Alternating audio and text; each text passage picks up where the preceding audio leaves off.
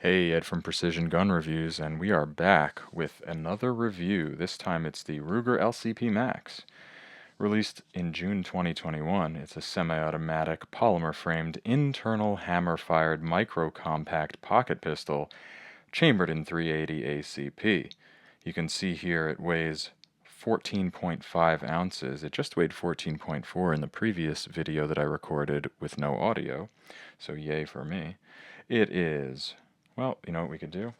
We will eliminate the rounds, and it weighs 10.8. Ruger says it's 10.6. Without the mag, 9.3. Okay. This firearm is 5.17 inches long, 4.12 high, and it has a slide width of 0.81 of an inch narrow. Let's look at it this way. It's a little bit wider in the rear because it has these little wings on the slide, which we'll talk about in a second. The frame is a glass-filled nylon. I called it polymer before because basically it is, but this is glass-filled nylon, which is intended to make it stronger, more rigid, something that I saw in the Beretta PX4, possibly other Berettas, but it is a solid frame. It doesn't have great stippling on it, though. There's not much grip here. It's very smooth here. It has a little bit in the front strap, a little bit on the back strap, but mostly it's pretty smooth. Moving up here, we have the mag release, which is reversible. It is metal. Speaking of the mag, it is 10+1. It has a couple of witness holes there. You can see it's reversible by the holes on both sides. Pretty wide open mag well, which goes nicely with this very tapered magazine, so it's very easy to slide in. And the mag release, if I hold it horizontally, still kicks it all the way out. Nice. Proof that the gun is unloaded. Slide stop works well. Locks back on the last round in my experience, and it functions as a slide release. Over here, we run into a little bit of difficulty. That is a pin that needs to be pulled out because it's not on this side. You have to pull it out from this side, and that's how you do field stripping and disassembly of this firearm. We'll get to that in a second. First, let's look at the trigger. But first, actually, let's look at the trigger reach, and even more so, the grip size. This is something you get here at Precision Gun Reviews that you don't necessarily get everywhere else. You get the calipers. You get to see how deep this grip is, 1.7675, and you'll get to see what it is out here to the trigger. Right there-ish, 2.604, 2.601 as I pull it a little bit more. And then right here, just making sure that was cocked. If we pull it back to where we hit the wall here, where you're going to be squeezing, we've got 2.315, something like that. And if we're going to look at this grip, we might as well see the width, because that matters if it fills out your hand or not. It's a very small gun, so we have a 0.9135. Okay. Now, the trigger, everybody's favorite part of the gun. We just rack the slide, so we know that we're cocked here. It is a hammer. You can see the hammer right there at the bottom. That will disappear after I pull the trigger. And this is what it looks like. We're going to pull back to here. Some take up, plenty of take up. It's completely unresistant up to this point. And then solid wall, barely any creep. So that's good. It sounds awful. It sounds like a toy, but that's okay. You can see now that hammer has gone up into the fired position, and there it is back. And now our reset is right there. So pretty good. Shockingly, for the type of trigger mechanism we have, it's pretty good. I do like it. Surprisingly. Let's look at the slide here. This is a steel alloy slide. It is not stainless steel, and it is not nitride bathed. It is a black oxide finish, which they have a nitriding on their elite version, and that is a more expensive model, and that suggests to you the level of durability. Well, it's better when you have nitride finish, but this is a black oxide finish on a steel alloy slide. It's a light slide. It all probably goes together with the recoil mechanism of this gun. Looking more at the details of the slide, we have these front and rear serrations. They're very shallow. They don't give you a lot of grip, but you do have these little wings here. You can see them. And it is fairly easy to rack. And we'll look inside and see some more of the reasoning behind that in a minute. As for sights, we have blacked out back with these serrations to reduce glare. The front is a big white dot with a tritium insert. So it is a night sight. And you see the back is kind of a U dot. And speaking of the sights, they are dovetailed in.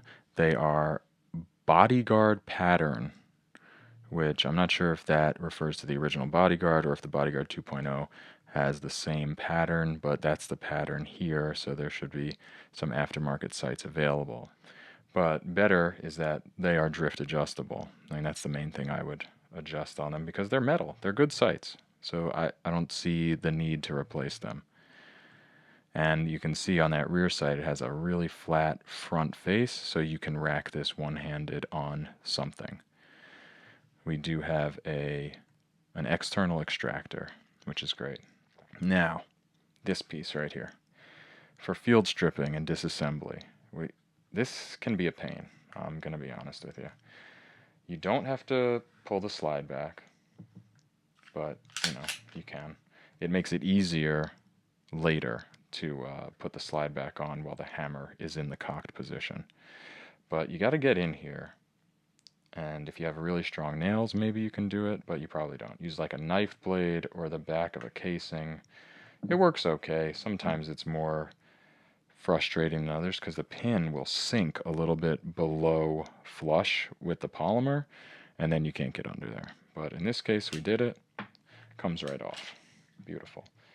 If we look at the frame first, nice long rails. I love seeing that. I don't know if it actually matters, but it's nice to see.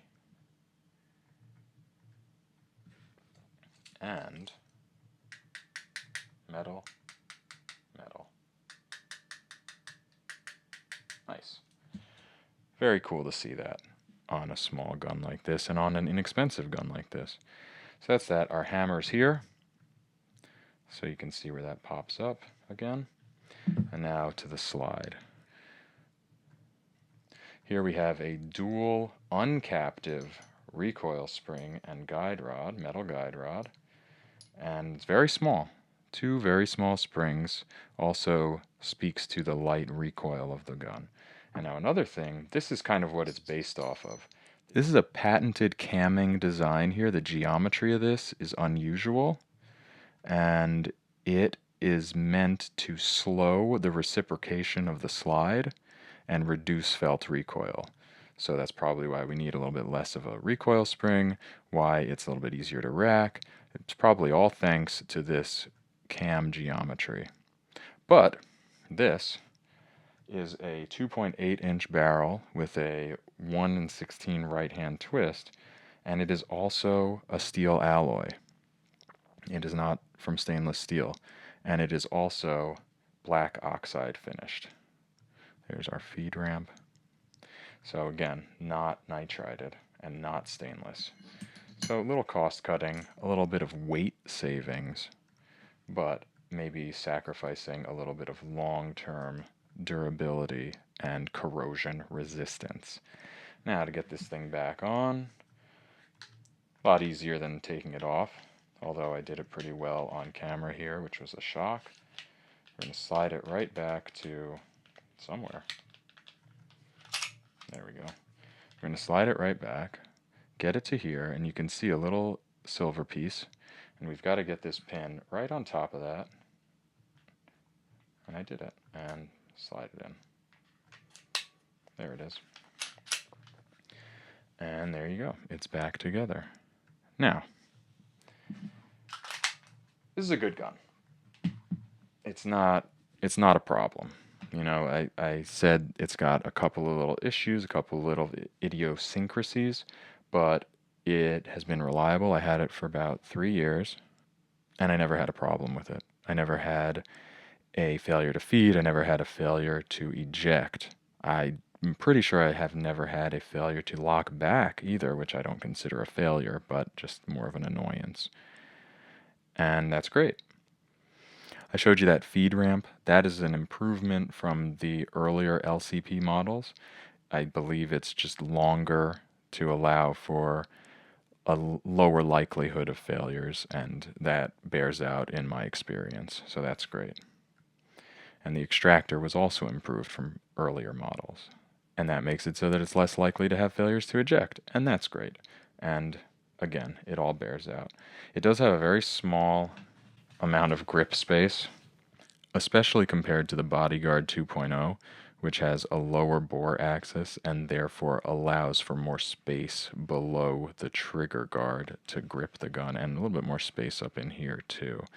So this gives you a little less. It kind of sits a little bit higher in the hand. So for as much as the recoil is reduced by the technology in the barrel and the recoil spring and having the lighter slide and everything, that higher bore axis is a counterproductive measure.